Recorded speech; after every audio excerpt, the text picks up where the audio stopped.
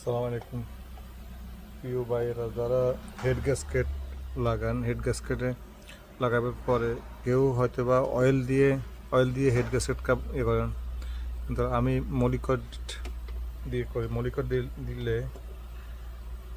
দিয়ে করলে আপনার যে কোনো লিক থাকে, কোনো কোথাও যদি থাকে, তাহলে ওই সুরার থাকে কোনো ওটা ওটা কখনো থাকবে না, হেড কখনো লিক করবে না, হেড গ্যাসকেট লিক করবে না কখনো।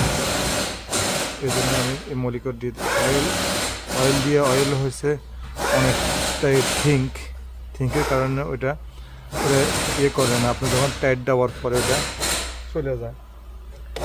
মলিকট দিয়ে করলে মলিকটটা এটা যায় না, এটা ইয়েগুলা রিপেয়ার করে দেয়।